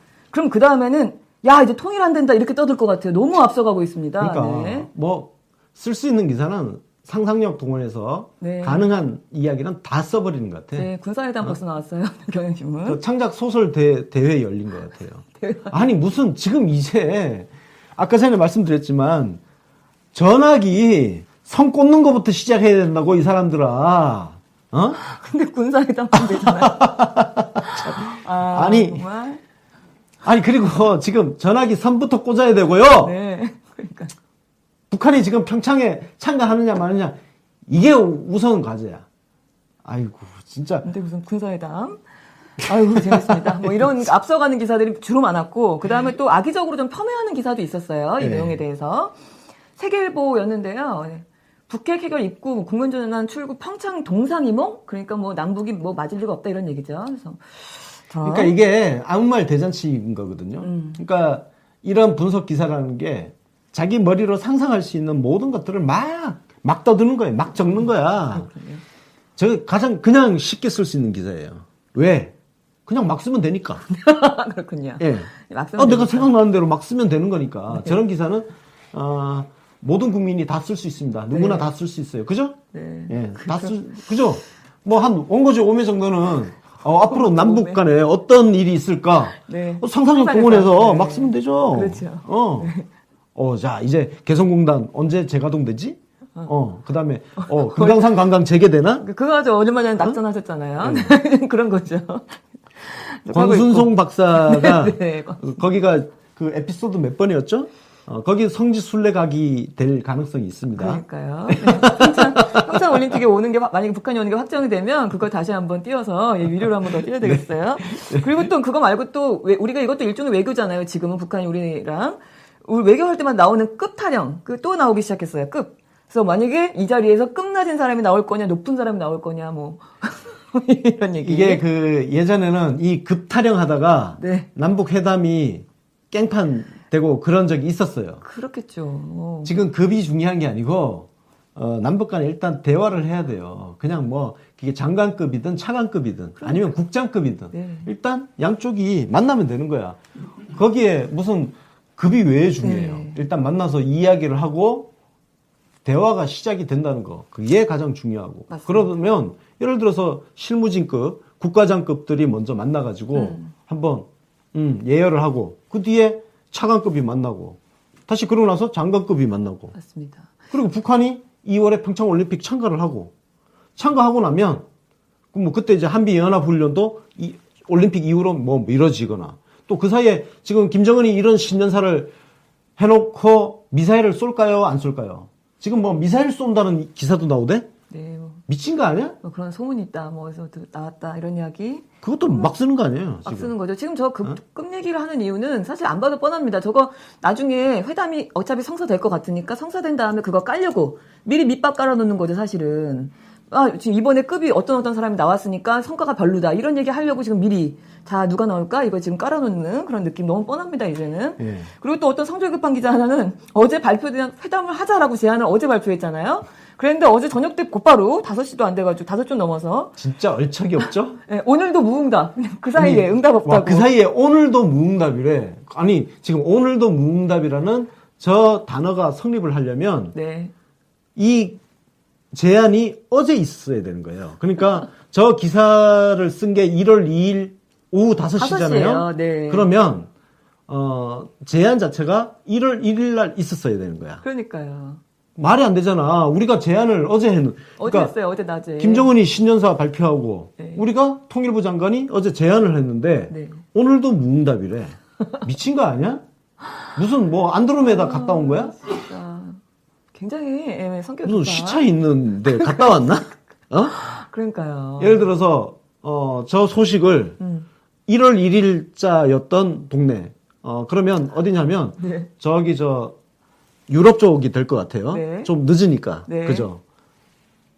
우리는 이제 날짜가 1월 2일로 바뀌었어. 네. 그러면 1월 1일이면 이 선 기준으로 하면은 우리 동쪽이 되겠네요. 네, 미국 미국 쪽에 정부죠. 네. 미국 쪽에서 1월 1일 날 소식을 듣고 쭉 날라와가지고 1월 2일 날 기사를 썼어. 난 1월 1일 날 저거 제안을 들었는데 하루 지났잖아. 네. 그래서 오늘도 뭉다. 아유 진짜 이상한 상상을 다 하시네요. 네. 재밌는 얘기야. 그러니까 국내 언론사들은 이렇게 하고 있는데 우리 해외 언론들은 외신들은 그 김정은 그 신년사를 분석을 하면서 굉장히 좀 긍정적인 평가를 많이 내놓고 있다라는 소식도 있었습니다. 네. 네. 뉴욕타임즈에서는 북한의 김정은 위원장이 한반도의 긴장 완화를 위한 제안을 했다. 이렇게 긍정적으로 평가했고요. 블룸버그 통신도 수개월 만에 대화 개시 가능성을 시사했다. 맞습니다. 네. 뭐 월스트리트 저널, 워싱턴 포스트, 뭐 다른 거의 모든 어쨌거나 메이저 언론들이 네. 평화라는 메시지에 방점을 찍어놓고 보도를 하고 있다. 네. 언제까지 우리가 외신을 봐야 돼? 그러니까요. 어? 보니까 이제 뭐 미국한테는 무슨 내가 핵 단추 여기 책상에 올려놓고 있다 뭐 이런 식으로 협박을 했잖아요. 네. 근데 그거는 보니까 분위기가 이제 귀등으로도 안 듣는 분위기, 그냥 무시하는 분위기인 것 같아요. 거의가. 네. 그래서 그거는 그냥 괜히 하는 소리고, 그러니까 그냥 큰 소리 치는 거고, 그냥 쫄아서 그건 안 될 거고. 근데 중요한 거는 놀랍다. 이런 이야기가 김정은의 입에서 나왔다는 사실이 굉장히 놀랍다. 이런 식의 네. 좀 평가를 했다라는 이야기입니다. 어쨌든 외신에서는 지금 긍정적으로 평가를 하고 있고요. 네. 그렇죠. 이게 지금 문재인 대통령께서 취임 이후에 신베를린 구상 네. 발표하고 나서 지금 7개월이라는 시간이 지났잖아요. 네. 7개월 동안 정말 온갖 비판을 감수하면서 인내심으로 끊임없이 평창 올림픽을 통해서 이 한반도를 둘러싸고 있는 이 긴장 상태를 어떻게든 풀어보겠다는 의지를 계속 말씀을 하셨고, 그죠? 근데 그 결실이 이제 드디어 북한 쪽에서 이제 화답이 드디어 왔다. 맞습니다. 네. 그렇다고 우리가 큰 기대를 너무 한꺼번에 그렇죠. 지금 언론처럼 저렇게 안 한꺼번에 되죠. 무슨 군사회담까지 나가. 네, 맞습니다. 특히나 아니 이산가족 상봉 이런 거부터 해야지. 그러니까요. 특히나 북한 문제는 정말 살얼음판 걷는 기분으로 한 발짝씩 가야 되는데 네. 참 그렇습니다. 우리 그 통일부가 어쨌든 그 제안이 있은 이후에 민주당에서 논평도 있었고요. 네. 뭐 시의적절했다. 백희란 대변인이 브리핑 논평 그 서면 브리핑을 통해서 솔직히 진짜 감흥이 없어요. 근데 너무 이렇게 밋밋하죠? 참 점잖고 내용이 좀 그렇습니다. 오히려 오늘 추미애 대표가 오늘 오전에 그 최고위가 있었어요. 거기서 의미 있는 얘기를 했더라고요. 이제 환영한다 얘기를 하면서 문 대통령의 지금까지의 적극적이고 지속적인 대화의 노력이 드디어 이거의 산물이다. 결실을 맺고 있다. 이런 식으로 아주 명확한 발언을 오늘 오전에 했습니다. 자, 그러니까 네. 대변인단 논평이 왜 밋밋하냐? 네. 하나마나한 뻔한 소리를 왜 하느냐? 공부를 안 해서 그런 거예요. 그간에 문재인 대통령의 행보에 대한 공부가 되어 있으면 네. 이렇게 밋밋한 논평 안 씁니다. 제가 쓰면 이렇게 안 써요. 그동안에 무수한 일들이 있었습니다. 그리고 문재인 대통령의 이 평화를 향한 길, 이 걸음마다 가시밭길이 무수하게 있었어요. 맞습니다. 이 과정을 이해를 한다면 이번 김정은의 신년사와 우리 조명균 통일부 장관의 남북회담 제의라든지 이런 과정에 대해서 이렇게 뻔한 소리 하는 게 아니에요. 그러니까요. 여기보다 훨씬 정말 내용이 꽉꽉 찬 그런 네. 내용을 담을 수가 있습니다. 대통령님 해외 다니시고 하면서도 평창 그 마스코트 인형 계속 들고 다니시면서 북한이 오게끔 도와달라 그 얘기를 수없이 하셨잖아요. 저희가 이제 그거만 나중에는 제가 그래서 인형 보면 약간 울컥하는 기분이었는데 우리 대변인들은 그런 감정이 없나 보다 이런 생각이 좀 들었고 또 자유당도 논평 냈는데 여기는 거의 협박문을 냈더라고요. 여기는 뭐 네, 안 봐도 그냥 뻔하죠 뭐. 난리법석을 쳐놨어요. 그래서 뭐 헛소리를 했다 하여튼 이런 이야기 지금 있었습니다. 얘들은 사실 남북 관계에 뭔가 이런 게 있을까봐 걱정하는 애들인 거거든요. 네. 예, 그래서. 그러니까 하면 안 된다고. 지금 북한한테 낚인 거다. 우리가 호구다. 좀 그 얘기를 막 열심히 하고 있더라고요. 네. 그래서, 예? 제가 정말 아쉬운 거는 이 민주당 논평 얘기를 다시 하나만 더 하면. 네. 이번 이런 일련의 흐름, 뭔가 반전이 이루어지고 있잖아요. 이거를 문재인 대통령의 대북 정책이라든지 이 큰 틀에서 철학을 이해한 토대 위에서 논평이 나와줬어야 된다는 거예요. 맞습니다. 그래서 이게 어떤 의미를 갖고 있는지 문재인 대통령의 대북 정책이라든지 한반도 정책 이런 것들 철학을 바탕으로 이게 어떤 의미를 가지는지를 국민들이 잘 알게끔 설명을 해줘야 되는 거예요. 이런 하나만한 공자할 맹자할 소리는 대변인단 아니어도 누구나 다 할 수 있는 말입니다. 그럼 대변인단이 왜 필요하냐 이거예요. 그래서 제가 계속 얘기하지만 JTBC 그 토론회에도 우리 민주당 쪽 패널 한 명 지금 못 나갔잖아요. 그러니까요. 거기에 대해서 김빈 디지털 대변인 한 명이 무슨 문제 제기 같은 거 했어요. 나머지 뭐 하고 있는 거예요? 뭐 노회찬 유시민이 나가서 잘했다고? 그 사람들 정의당입니다. 그럼요. 그 사람들이 잘하면 정의당으로 표가 가요. 지금- 정신 차리세요. 민주당이 나가서 잘해야지. 그럼요. 지방선거가 있는 해예요. 그 해 첫 해 신년 토론회에 민주당 여당인데 일당이고 여당인데 나가지도 못했는데 유시민 작가가 뭐 쉴드 잘 쳐줬으니까 좋다. 그거는 이제 시민들은 그렇게 얘기할 수 있어요. 유시민 작가 팬이면 그렇게 얘기할 수 있지만 민주당은 가만히 있는 건 진짜 바보죠. 하여튼 이런 이야기. 하여튼 뭐 지금 그리고 뭐 간단한 얘기 더 있는데 가짜뉴스 방지 법안을 발의를 또 민주당에서 했어요. 네. 안호영 의원이 대표 발의를 했고요. 박광훈 의원도 그거에 관련돼 갖고 지금 열심히 같이 활동을 하고 같이 있습니다. 하는 거죠. 네. 저는 개인적으로 참 안호영 의원이라는 분을 네. 다들 모르셨을 텐데 우리 인터뷰를 통해서 소개를 네. 해드렸잖아요. 네. 그 소개해드린 분이 또 이렇게 좋은 법안을 대표 발의를 하니까 너무 기쁘죠. 기분이 참 맞습니다. 좋았습니다. 맞습니다. 예. 여기 출연시킨 보람이 맞습니다. 막 느껴지는. 네, 그래서 좋은 의원들을 저희가 많이 발굴해서 네. 인터뷰를 또 많이 해야 되겠죠. 네. 그리고 지금 뭐 청와대 상주기자단 폐지 청원이 새해 들어서 10만 원 넘겼어요. 네. 이거 조금 더 넘겨야 될 것 같습니다. 우리 네. 열흘 정도 남았거든요. 지금 청원 기간이. 열흘 남았으니까 뭔가 네. 오늘 오후에 이제 끝나면 조기숙 교수님 인터뷰가 있는데 네. 하여튼 오늘을 기점으로 해서 한번 네. 20만 돌파해 봅시다. 네, 그렇습니다. 이렇게 해서 언론에 대한 이야기 이상 언론의 부실이었습니다.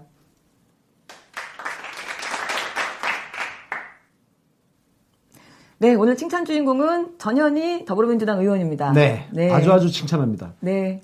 참 맨날 칭찬을 받고 있지만 이번에 특히 또 칭찬을 또 해드릴 수밖에 없어요. 네, 얼개님이 그린 프로필 사진 갖고 왔는데요. 자, 왜 칭찬을 해야 되나요? 자, MBC 아까 전에 여론 조작 보도 네. 여기에 대해서 일단 일침을 놓았습니다. 네, SNS에다가 글을 올렸죠.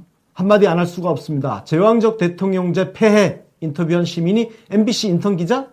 개헌 앞두고 공영방송이 대통령 제도에 부정적 여론 오도하려는 의도? 문제는 대통령 제도가 아니라 헌법상 주어진 권한을 남용 일탈한 대통령 개인의 문제였습니다. 주권자인 국민은 4년 중임 대통령제를 원합니다. 네, 아주 칭찬합니다. 후련하게. 네. 여기에 더해서 지금 채팅창에도 나왔지만, 네. 예, 토론. 네, 거기에 대해서 JTBC 네, 토론에 왜 대해서 민주당 안 껴주냐? 그 편파성에 대해서도 네. 패널 구성에 대해서도 문제 제기를 했습니다. 맞습니다. 아주 칭찬합니다. 칭찬합니다. 네. 사실 뭐 우리 김빈 디지털 대변인이 물론 그런 말을 잘 열심히 또 하고 있지만 네. 사실은 현직 의원이 아직 아니고 그리고 네. 이제 정치에 입문한 지 얼마 안 된 분이기 때문에 그 스피커가 약하지 않습니까? 네. 현직 의원들이 많이 얘기해줬으면 좋겠고요. 그래서 우리 전현희 의원 같은 분들을 민주당에서 좀 많이 볼 수 있었으면 네. 좋겠습니다. 네. 이렇게 해서 오늘 뉴스신세계가 준비한 내용은 다 전해드렸고요. 1월 3일 수요일이었습니다. 네. 뉴스신세계는 내일 오전 10시 45분에 다시 오겠습니다. 시청해주신 여러분 고맙습니다. 감사합니다. 정치 신세계샵에도 놀러오세요. @폴리월드.샵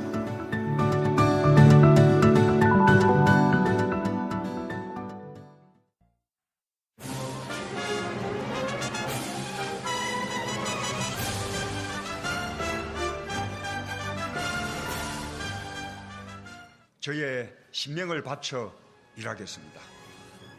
감사합니다.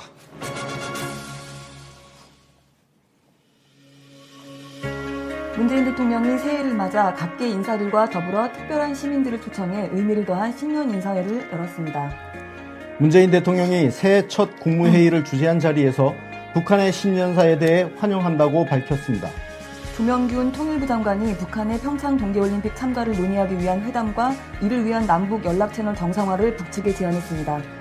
더불어민주당 우원식 원내대표와 자유한국당 김성태 원내대표가 국회 헌법개정특별위원회 및 정치개혁특별위원회 위원장을 자유한국당 소속 의원이 맡기로 잠정 합의했습니다.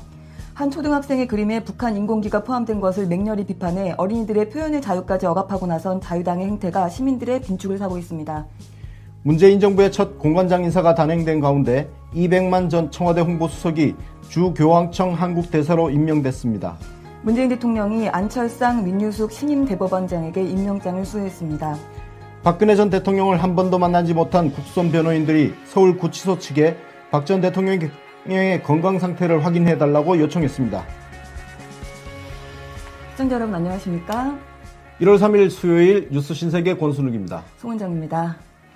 오늘 팝푸뉴스가 한 가지 있더라고요. 제가 오면서 봤는데요. 우리 최경환 의원, 네. 이우연 의원, 영장심사가 오늘 진행이 됩니다. 그래서 네. 구속 여부가 오늘 중에 결정될 것 같다라는 얘기가 나왔어요. 네. 네. 면책 이렇게? 특권이 없는 상태이기 때문에 그러게 말입니다. 아마, 네. 네. 그리고 조금 헤드라인 뉴스 읽을 때 네. 안철상 민유숙 신임 대법원장 이렇게 나간대요. 신임 대법관입니다. 그러네요. 네, 신임 대법관. 바로 정정하고 들어가겠습니다.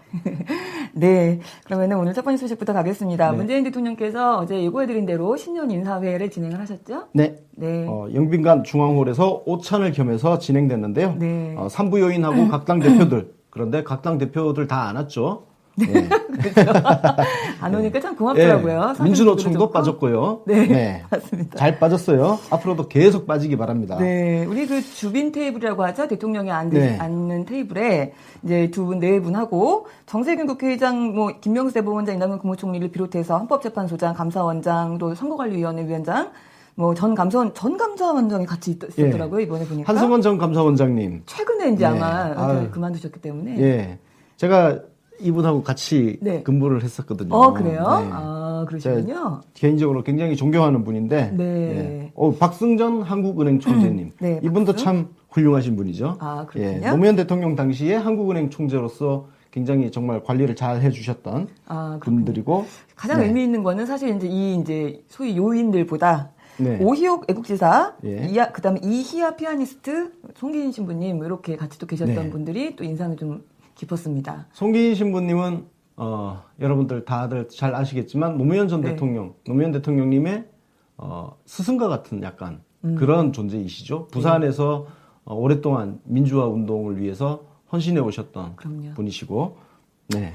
네, 그 오희옥 애국지사 그분도 91세 되신, 네, 그래서 상대지 독립운동을 하셨던 여성 독립운동가이셨고, 우리 이희아 피아니스트는 그 장애를 가지고도 피아노를 치는 분이라서 또 유명한 분이죠. 그래서 네. 다 같이 앉아서 하셨는데 그 외에도 되게 특별한 국민들이 또 초청이 돼서 이런 신년회가 과연 있었을까 싶기도 합니다. 포항여고 학생들. 그러니까요. 네. 포항여고 학생. 이거 기억나죠? 틈만 나면 그거 하시네요, 요즘에. 네. 큰일 났습니다. 말려야 되는데, 갈수록 쇼맨십이 강해지고 있는 권순욱 기자. 네, 포항여고 학생들도 있었고, 그 다음에 또 정규직의 꿈을 이룬 비정규직 노동자도 있었고, 네. 그리고 장기 미제 사건을 해결한 경찰관. 네. 네, 이런 분들. 그리고 네. 맨손으로 아이를 구조한 소방관님들. 이거 얼마 전에 나왔던 뉴스 그분이더라고요. 네. 아이를 이렇게 받은 분 있죠? 예, 몸도 안 바로 좋으신 그냥 분인데 직접 맨손으로 바로 받으신 받은. 네. 그분. 네. 하여튼 이런 애를 비롯한 한번 경험을 또 해봤으니까 각계에서 서로의 의견을 주고받는 그런 문화가 좀 발달했으면 좋겠다 이런 이야기. 그 노사정 대화 말씀을 하셨는데 네. 정말 민주노총이 정신을 차릴지 모르겠어요. 지금 새로운 민주노총 지도부 선출이 됐는데. 네, 좀 이따가 제가 또 보여드릴 거지만요. 네. 그러니까 노사정 대화 이거 대통령께서 말씀 이렇게 하실 때 빨리 정신 차리고 대화 테이블로 기어 들어와라. 네, 정신을 근데 한동안은 못 차리지 않을까 싶습니다. 그리고 또 그거 외에도 이제 그 북한산에 올라가서 아침에 한반도 평화, 국민 안전 이런 것들을 소망했다 이런 이야기 하셨습니다. 네. 우리 대통령님의 꿈이라고 합니다. 한반도 평화와 국민 안전. 우리가 스스로도 조금 더 안전하게 살아야겠다는 생각도 좀 했어요. 우리도 좀 조심해야 되겠다. 운전도 조심하고. 예, 그런 생각이 좀 들었습니다. 이거 얘기하니까 지금 여러분들 우리 공분을 일으켰던 경포도 해수욕장 네. 소방서 앞에 불법 주차했던 차들 네. 생각나죠? 맞습니다. 진짜 다 때려 부시고 싶더라고. 네. 아니 제천 화재를 보고 나서도 그러고 싶냐들? 그러니까요. 진짜 우리나라가 총기 규제, 총기 소지 허가가 안 된 걸 다행으로 생각해야 돼요. 제가 한편으로 요즘 어떤 생각을 했냐면 만약에 우리가 총기 소지가 허용이 됐더라면 좀 더 싸가지는 사회가 되지 않았을까? 예? 왜냐면 총 안 맞으려고. 네. 총으로 쏴버리고 싶다 이런 말씀이신가요? 아니, 네. 제천 화재가 뭔 얘기도 아니잖아요. 불과 며칠 전인데? 네. 아니, 소방서 앞에다가 차를 꽉꽉 그렇게 세우고 싶냐고. 네, 맞습니다. 진짜. 심각하죠. 그래서 그런 것들, 그러니까 나라에서, 국가에서 아무리 국민 안전에 신경 쓰고 정책을 많이 만들어도 또 시민들의 의식이 같이 높아져야 되겠다라는 네. 생각이 좀 들었고요. 어쨌든 또 야삼당 대표들이 안 보였기 때문에 더 보기 좋은 신년회 아주 잘 봤습니다. 근데 자바국 대표들 뿐이 아니라 말씀하신 대로 민주노총도 안 왔지요? 예. 네. 이유는? 한상균 특사에서 배제했다고. 근데 한상균 민주노총 위원장 전 위원장을 하나의 어떤 상징처럼 지금 만들고 있어요. 이런 영웅 만들기, 소위 그 오래된 낡은 진보파리들이 주로 써먹고 하는 일들인데. 네, 맞습니다. 왜 이럴까요? 그러니까 이유는 한상균 위원장의 사면이 배제된 것, 그다음에 이영주 사무총장 구속. 이번에 그 민주당사 점거하고 시위하다 구속됐잖아요. 네. 잡혀갔죠? 구속돼야지. 그러니까요. 예. 아니 왜 니네 집이야? 남의 건물에 그냥 그러니까요. 무단으로 침입해가지고 셀프 감금 쇼하고. 근데 그게 민주당이 그 사람들을 잡아가라고 그렇게 시킨 게 아니고 그 전에 이미 수배령이 떨어진 상태에서 도주하고 다른 다니다가 거, 예. 거기로 들어온 거잖아요. 예. 그럼 민주당이 본인들이 고발한 게 아니에요. 그 경찰들이 어디 있는지 위치가 발각됐기 때문에 잡혀간 거거든요. 네. 근데 그게 왜 무슨 문제인지 모르겠고요. 뭐 그런 이유로 하여간 참석을 하지 않겠다 해서 하여튼 이 집단들은 자기들이 하는 짓은 전부 선이고 정의고 그래서 뭔 짓을 해도 처벌받지 말아야 된다는. 그리고 전부 아무데나 뭐 양심수 딱지 갖다 붙이고. 맞습니다. 그만 좀 합시다 이제. 세상 바뀌었어요. 그러게요. 예. 그래서 뭐 우리 노총 쪽에서는 노동계에서는 김주영 한국노총 위원장만 그 신년회에 참석을 했다 뭐 이런 이야기였는데요. 빨리 대화 테이블에나 빨리 기어 들어오고 네. 그리고 건방지게 민주노총 위원장이 대통령 독대하자 이딴 소리 하지 말라고. 아무리 민주주의 평등 사회이지만 민주노총 위원장이 노동부 장관도 아니고 대통령을 만나자고? 이런 시건방진 새끼들, 싸가지 없는 새끼들, 예의가 없는 새끼들이에요. 저러니까 싸가지 없는 진보 소리 듣고 대중들한테 시민들로부터 고립되고 있는 거야. 그러게 말입니다. 약간 한심한 민주노총 얘기를 좀 했습니다. 다음 소식 가겠습니다. 문재인 대통령이 새해 첫 국무회의를 네. 주재를 어제 하셨어요. 네, 이때 이제 모두 발언이 좀 있었는데 그 중에서 이제 김정은의 신년사를 짧게 평가를 네. 또 하셨습니다. 네. 네, 평창 올림픽을 계기로 남북 관계 개선을 한번 해보고자 했던 문재인 대통령의 그간의 인내심을 바탕으로 한 노력이 드디어 결실을 거두고 있는. 네, 하나가 결실을 나온 거죠. 거두려고 시작한. 지금 뭔가 이제 좋은 조짐이 보이는 네. 그런 상황이죠. 네, 그래서 어쨌든 김정은 신년사에 대해서 우리 문재인 대통령도 적극적으로 화답을 하셨고, 네, 네. 환영한다. 그런 얘기 하시면서 동시에 또 그 자리에서 국무회의였으니까요. 뭐 통일부 장관, 문체부 장관, 또 외교부 장관한테 후속 방안을 빨리 조속히 마련을 해라. 이런 이야기. 그리고 또 북한 문제는 아무리 뭐 올림픽만 따로 띄워서 얘기할 수 있는 오늘 그 기간 이후로 미루는 것은 굉장히 논리적이고 합리적인 거예요. 예. 그래서 지금 그걸 지금 제안을 해놓고 미국에서 검토를 하고 있는 상황인 거죠. 네, 맞습니다. 근데 이런 상황이기 때문에 중단은 다른 뉘앙스잖아. 그러니까요. 얘기가 좀 연기와 중단을 구분을 연기와 못하는 거고. 중단은 전혀 다른 이야기죠. 맞습니다. 또 한 가지는 그 유엔에서 결의한 그 내용이 평화 결의안이 전쟁을 하지 않겠다는 거지 훈련을 하지 말라는 것까지는 사실 아닙니다. 아니지만 그래도 훈련도 이제 미룰 수 있는 가능성이 이제 그거를 비추어 봤을 때 좀 있다라는 네. 말씀이신데 어쨌든 이런 이야기 좀 앞서가는 이야기를 했어요. 근데 여기서 통일부 장관이 대답을 하면서 뭐 다양한 가능성을 열어두고 뭐 차차 논의하겠다 이렇게 얘기하면서 다만 국민들이 공감할 수 있는 방향 쪽으로 그 범위 안에서 논의가 될 거다 이렇게 얘기를 해서 좀 또 의미가 있었습니다. 대통령의 그 국정운영 철학을 우리 통일부 장관이 또 잘 이해하고 있구나 그런 그렇습니다. 생각이 들었습니다. 사실 이게 노무현 대통령과 문재인 대통령의 리더십의 차이가 이제 보이는 대목인데 네. 사실 노무현 대통령께서는 약간 계몽군주 스타일이시긴 했죠. 그러니까 먼저 선지자적인 어떤 맞아요. 이렇게 네. 끌고 가는 미처 우리가 알지 못하는 것들을 대통령께서 맞습니다. 탁 말씀을 하시면서 앞으로 네. 끌고 가는 그런 거였다면 이미 지난 9년 동안 노무현 대통령의 그런 발자취를 우리가 다 이해를 했기 때문에 네. 문재인 대통령께서는 이제 그냥 국민들하고 보폭을 맞춰서 그렇죠. 가실 수 있는 이런 토대가 된 거죠. 네, 맞습니다. 우리 노무현 대통령님은 약간 선구자 같은 분이셨죠. 네. 앞에서 돌격대장 같은 그런 분이셨는데 그 시대는 그런 지도자가 필요했고요. 리더가 필요했었습니다. 네, 지금 우리 대통령님은 꼭 마치 양치는 목자처럼 네. 같이 가시는 분. 그렇습니다. 하여간 뭐 평창올림픽이 지금 이렇게 되면 호재가 좀 있지요. 그래서 강원도지사가 바빠졌어요. 근데 네. TV조선에서 또 그 최문순 도지사 소식을 또 간단하게 전했던데, 이게 좀 내용이 좀 이상했습니다. 보니까 뭐 네. 내용 보면 북한이 그 평창 올림픽 참가하는 거는 거의 뭐 100%다. 네. 이렇게 지금 이야기가 나온 거죠. 2주 전에 북한을 만났다는 거죠.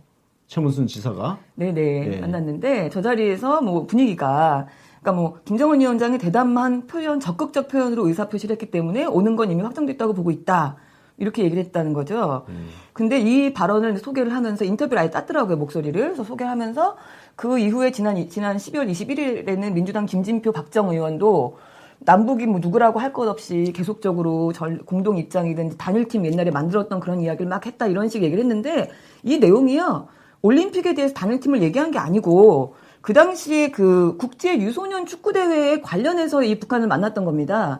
그 얘기를 한 거예요. 근데 이거를 여기다가 슬쩍 갖다 얹어서 마치 이미 다 오기로 얘기가 되어 있었는데 단지 지금 뒤늦게 정부에서 터뜨린 것 같이 뭐 그런 식의 뉘앙스를 갖고 있는 좀 이상한 기사였습니다. 하여튼 네. 조선. 네. 그래서 이건 이제 오해를 지금 저희가 지금 바로 잡는 겁니다. 네네. 예. 그래서 이거는 순서상, 전체가 그쵸? 순서상 네. 네. 그 동계올림픽에 대한 이야기가 아니고 네, 그 유소년 뭐 축구 대회 이거에 관련된 이야기를 한 것까지 마치 동계올림픽에서 나왔던 얘기인 것처럼 막 짜깁기 했던 그런 이상한 보도가 있었습니다. 네. 하여튼 뭐 이거 외에 또 남북 대화 제안 나오자마자 언론들 이상한 보도 진짜 많았거든요. 이거는 잠시 뒤에 다음 코너에서 다시 자세히 들여다보고요. 다음 소식 가겠습니다. 국회 헌법개정특별위원회 및 정치개혁특별위원회. 그러니까 이게 사실 개헌하고 정치개혁 두 가지에 대한 특별위원회의 위원장을 자유한국당이 맡겠다라고 여야 원내대표가 협의했다라는 얘기입니다. 예. 네. 협상에서는 우리가 100% 우리 의견을 관철할 수 없는 그런 부분은 있습니다. 특히 이제 개헌특위 같은 경우는, 자유당의 속셈을 민주당이 잘 알고 지금 대처를 하고 있는 상황인데, 요건 뒤에서 한번 자세하게 짚어보도록 하겠습니다. 네, 이거 어제 기사 뜨고 걱정하시는 분들 좀 네. 있었을 거예요. 이제 개헌 큰일 났다, 어떡하냐, 이런 걱정. 걱정하지 마십시오, 일단, 결론적으로. 네, 이따가 나중에 제가 다시, 짚어드릴게요. 네, 풀어보도록 하고요. 네. 근데 사진 잠깐 보셨지만 김성태 눈 가려놓으니까 누구 닮지 않았습니까? 다스 주인 닮지 않았나요? 저 진짜, 닮았네. 그죠? 저 눈 가려놓고 깜짝 놀랐습니다. 와, 하여튼. 네, 성격이 비슷한가 이런 생각이 들기도 하고요. 다음 소식 가겠습니다.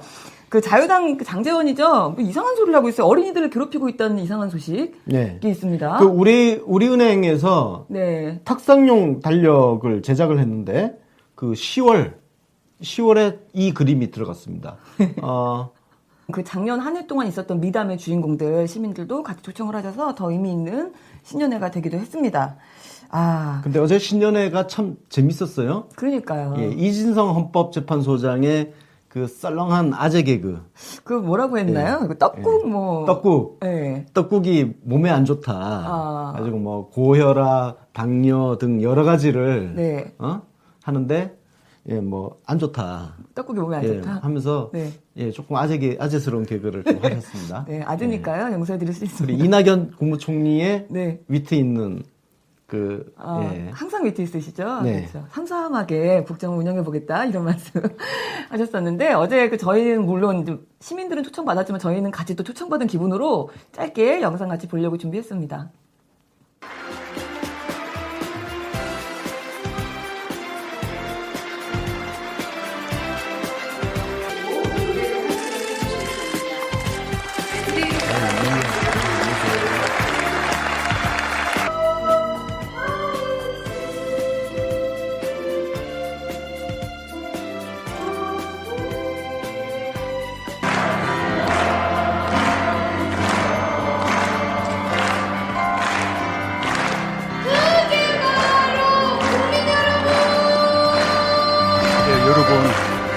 새해 복 많이 받으시기 바랍니다. 2017년은 우리 역사의 촛불혁명이라는 위대한 민주주의 혁명의 해로 기록될 것입니다. 저는 이제는 우리 스스로를 강한 중견국가로서 좀 더 주체적이고 당당해질 때가 됐다고 믿습니다. 우리는 충분히 그럴 자격이 있습니다. 이 모든 것이 우리 국민들이 흘린 땀의 결과입니다. 대통령으로서 우리 국민들 한 분 한 분께 진심으로 깊은 존경과 감사의 인사를 드립니다. 지난 한 해 최선을 다한 우리 모두를 위해 큰 격려의 박수를 보내주시기 바랍니다.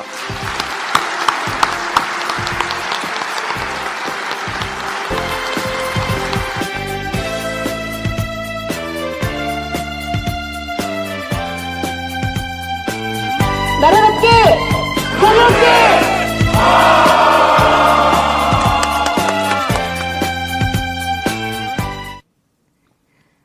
네. KTV에서 그 올린 영상을 좀 더 잘라서 편집해서 간단하게 한번 봤는데요. 네. 마지막 그 손 흔드시는 모습이 왜 이렇게 귀여우십니까? 우리 김정은 여사님. 좀 잘 봤습니다. 대통령님 인사말도 지금 짧게 지금 중간중간 들으셨는데 그 중에서 제가 이제 특히 인상 깊었던 거는 우리도 이제 그 강한 중견국가로서 좀 더 당당해질 때가 됐다 이런 이야기가 굉장히 인상 깊었습니다. 사실 우리나라는 선진국입니다. 네. 네. 우리 스스로 자꾸 비하를 해서 그렇지 선진국이고요. 네.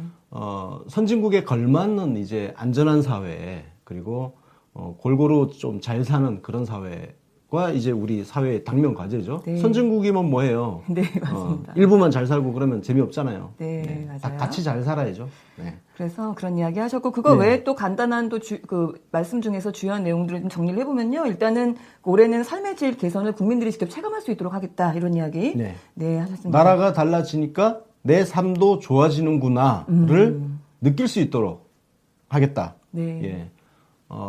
적폐청산 자꾸 피로증 이야기 하는데, 우리 대통령께서, 아유, 됐고, 그건 그야말로, 대통령께서 직접 말씀 안 하셔도 되잖아요. 그렇죠. 예. 뭐, 검찰에서 알아서 하겠지. 네, 알아서 그 다음에 하겠죠. 법원에서 알아서 재판할 거고. 네. 거기 수사 제대로 안 하고 재판 제대로 안 하면 또 우리 가서 지랄 좀 하고. 그렇죠. 우리가 예. 있으니까 우리가 있잖아요. 네. 네. 대통령께서는 우리 삶의 질이 높아지는 네. 각종 혁신, 규제 혁신, 뭐 소득주도 성장, 뭐 이런 것들 잘 챙겨서 일자리 늘리기 이런 거 잘 챙기시면 되는 거죠. 맞습니다. 그래서 대통령님께서 그 비슷한 말씀을 또 하셨죠. 그 정의로운 대한민국, 공정한 대한민국을 만들라는 국민들의 뜻을 그것도 네. 계속 받들겠다. 그러니까 그 얘기가 결국은 제조산화의 길을 앞으로도 계속 가겠다. 그 그렇습니다. 얘기를. 적폐청산 계속 하겠다는 이야기죠. 그렇죠. 그걸 아주 우회적으로 예, 아름답게 표현을 하셨고요. 네. 그거 외에 또 중요하게 또 강조하신 게 이제 사회 각 분야의 대화가 좀 꼽혔으면 좋겠다.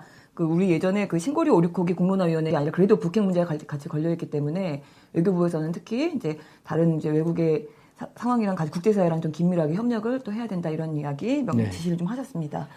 그런 이야기 하셨고 또 모두 발언에서 국민 안전에 관련된 이야기를 조금 또 강조를 하셨어요. 네. 네. 특히 이제 안전이 원래 이제 주요 과제로 대통령께서 말씀을 하셨잖아요. 네. 안전한 사회 만드는 거 이게 그동안 우리나라가 좀 성장 외치다 보니까 잘 먹고 잘 살자 외치다 보니까 사람의 생명 존중도 조금 허약했잖아요. 그렇죠. 그래서 대통령께서는 2012년 대통령 선거 때 당시에도 사람이 먼저다 그 말씀을 하셨는데 그걸 지금 실천을 제대로 국가 단위에서 한번 해보자. 예. 네, 맞습니다. 그래서 그런 말씀도 하셨고 이 회의하기 전에는 이제 또 신년 첫 모임이었기 때문에 또 차담회를 또 분위기 좋은 화기애애한 분위기에서 또 티타임 가지고 이야기도 하고 하셨어요. 근데 그 사진 보니까 너무 재밌었던 게 그 우리 대통령님하고 이낙연 총리님은 갈수록 표정이 점점 닮아가는 좀 그런 느낌. 네. 네. 근데 저 자리에서 계속해서 북한산 다녀오신 산행 얘기, 근데 과거에 또 산행 경험 이 얘기를 계속 하셨대요, 대통령께서. 네. 제가 보니까 등산당할까봐 겁내는 분이 지금 표정이 좀 보이는 분이 계셨습니다. 네. 저 등산 한번 당했으면 좋겠다. 그러니까요. 네. 김영석 대표 말 들어보니까 다리가 풀린다. 절대 가면 안 된다. 이런 얘기. 그건 김영석 대표가 체력이 안 돼서? 허약해서 그런 거예요. 그렇군요. 네. 원래 그 운동을 별로 안 좋아해요. 그렇군요. 그러니까 거기 부탄까지 히말라야까지 따라갔다 왔으니까 네. 죽을 맛이었겠지. 저는 안 그렇습니다. 저는 씩씩하게 그렇군요. 네. 따라다녀올 수 있습니다. 네. 청와대에서 혹시 이 방송을 보신다면 꼭 전해주시기 바랍니다. 나중에 대통령님한테 한번 잡혀갈 수 있도록. 다음 소식 가겠습니다. 어제 그 대통령님이 그래서 국무회의에서 통일부를 비롯해서 다음 후속 조치, 북한의 성명서에 대한 후속 조치를 논의해라 얘기를 바로 하셨는데 그리고 그 이후에 통일부의 성명이 나왔죠. 예. 네. 남북회담을 네. 제의를 했습니다. 네, 그랬죠. 뭐 신년사 김정은이 신년사에서 그렇게 밝혔으니까 네. 우리가 또 바로 제안을 하고 이제는 뭐 조만간에 또 북한에서 또 답이 오겠죠 뭐. 네, 답이 올 겁니다. 그래서 뭐 내용을 보니까 아주 간략합니다. 그냥 네. 일단은 평창올림픽의 참가 문제, 북측의 참가 문제를 협의해야 되니까 회담을 하자. 그런데 회담을 하려면 또 그 회담을 위해서 뭔가의 그 연락 채널이 있어야 되기 때문에 네. 판문점 채널을 다시 정상화하자. 이 두 가지에 대해서 이야기를 한 겁니다. 그렇습니다. 네. 남북 간의 그 채널은 여러 개가 있습니다. 판문점 채널뿐만 아니라 뭐 개성공단 채널, 동해, 중부, 서해, 네. 그다음에 뭐 항공 관련 채널도 있고 그리고 해상과 관련된 채널도 있고 이 채널이 한 수십 개가 있어요. 근데 그동안 지난 9년 동안 이 채널이 다 끊겨버렸죠. 이 끊겼다는 게 무슨 전화선을 가위로 싹둑 자르고 이게 아니라 북한 쪽에서 수신 거부한 거야. 네, 저쪽에서 코드를 뽑아놓은 거죠. 네, 그렇죠. 예, 전화벨 안 울리게. 네. 예. 그래서 북한이 이 채널을 복원하자는 이야기는 북한 쪽에서 그 남북 간의 대화 채널, 전화기 이걸 코드 다시 꼽아라. 코드 꽂는 거예요. 네. 코드 꽂으면 꼽아라. 네. 이제 전화 벨소리 갑니다. 그럼 받으면 돼요. 맞습니다. 코드 좀 꽂기 바랍니다. 이런 얘기. 빨리 꽂아라. 그러니까 빨리 꽂아야죠 이제. 조용히 꽂아놓고 기다리는 거 아닌가 싶기도 하고. 근데 그 기자회견 한 다음에 이제 기자 질문들이 좀 있었나 봐요. 근데 그 중에서 이제 북한이 한미 연합 군사훈련 중단 등을 요구하고 나오는 경우에는 어떻게 할 거냐. 그러니까 이걸 미리 예측해서 또 질문을 하는 거예요. 회담을 한다는 조건으로 연합훈련을 하지 마라, 중단해라 이런 요구하면 어떻게 할 거니? 이렇게 물어본 거죠 기자가. 통일부 그 장관이 그냥 유들유들하게 대답을 아니 했습니다. 여기 뭐 어떻게 대답을 하겠어? 그러니까요. 이걸 뭐라고 대답을 하겠어요? 이거는 완전 가정법인데. 그러니까요. 그죠? 또 이프기서 나온 거죠. 네.